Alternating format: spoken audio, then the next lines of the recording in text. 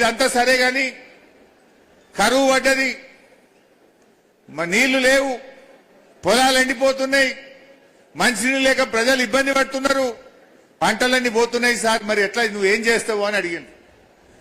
ఏమున్నది, హరీష్ రావుతో కేసీఆర్ నో కోస్తాడట, రక్తం పంటల మీద జల్లితే పంటలు వండుతాయట. నేను అంటున్నా ఆ సైకో రాజ్ కుమార్ గానికి రేవంత్ గానికి ఏమైనా తేడా ఉన్నదా? ఏమైనా ఉన్నదా? ఆ సైకో గాడు మాట్లాడినట్టే నువ్వు మాట్లాడుతున్నావు, వాడు చంపిండు నువ్వు మాట్లాడుతున్నావు, గంతే తేడా. ఒక ముఖ్యమంత్రి మాట్లాడాల్సిన మాటనా? మొన్న బాల్కా సుమన్ ఏదో మాట్లాడిండు, అగో నువ్వు తప్పు మాట్లాడినావని జైల్లో పెట్టిండ్రు, మరి ఇప్పుడు రేవంత్ రెడ్డిని కూడా అరెస్ట్ చేసి జైల్లో పెట్టాలన్నా వద్దా? ఈ డీజీపీని అడుగుతున్న శివధర్ రెడ్డి, కాకి బుక్ ఉన్నది, కాకి బుక్ ఉన్నది తెలంగాణలో అన్నావు కదా, మరి నీ కాకి బుక్ కాకెత్తుకపోయిందా? ఎందుకు రేవంత్ రెడ్డి మీద కేసు పెట్టలేవు అని అడుగుతా ఉన్నా.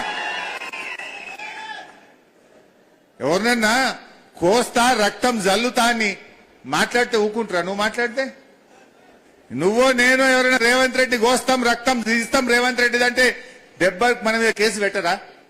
మరి ఇవాళ రేవంత్ రెడ్డి ఈ రకంగా మాట్లాడితే అన్ని టీవీల్లో లైవ్ వస్తే రాష్ట్ర పోలీసులు ఏమన్నా కళ్ళు మూసుకుంటున్నారా? చట్టం లేదా?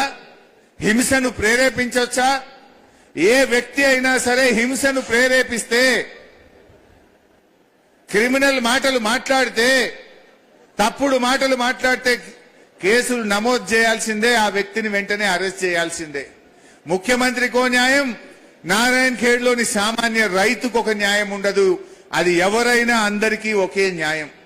మా గీతమ్మ ట్వీట్ పెట్టనే నువ్వు పోలీసు వాళ్ళని తోలినావు, మరి నువ్వు అడ్డగోలుగా ఓపెన్ గానే మాట్లాడుతున్నావు కదా, మరి నీ మీద ఎందుకు కేసు పెట్టద్దు?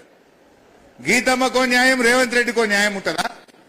గీతమ్మ మీద కేసు పెట్టినావు, మరి రేవంత్ రెడ్డి మీద ఎందుకు కేసు పెట్టరు మిస్టర్ సివి ఆనంద్ డీజీపీ గారు అని నేను అడుగుతా ఉన్నా.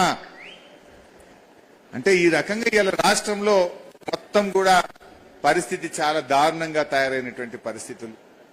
అసలు ముఖ్యమంత్రి ఎంత దుర్మార్గంగా తయారైపోయిందంటే, మా భూపాలన్న చెప్పిండు, ఇప్పుడు ఏమన్నా అడిగితే పైసలు లేవు, నన్ను ఘోషినా పైసలు లేవు అంటాడు. లేవా? మూసీ సుందరీకరణకు 1,00,000 కోట్లు ఖర్చు పెడుతున్నావు, ఫ్యూచర్ సిటీకి 1,00,000 కోట్లు పెడుతున్నావు, అందాల పోటీలకు 100 కోట్లు పెట్టినావు, నీ మన్మంతో ఫుట్బాల్ షోకులు తీర్చుకోవడానికి 100 కోట్లు ఖర్చు పెట్టినావు. నువ్వు పూరీలు చేసుకుంటే మాకు ఇంట్లో పూరీలు చేస్తే మాకు ఇబ్బంది లేదు, కానీ ఫుట్బాల్ షోకుల పేరు మీద 100 కోట్లు ఖర్చు పెట్టి ప్రజాధనం వృధా చేసినవే, అది తప్పు రేవంత్ రెడ్డి అని నేను చెప్పదలుచుకున్నా.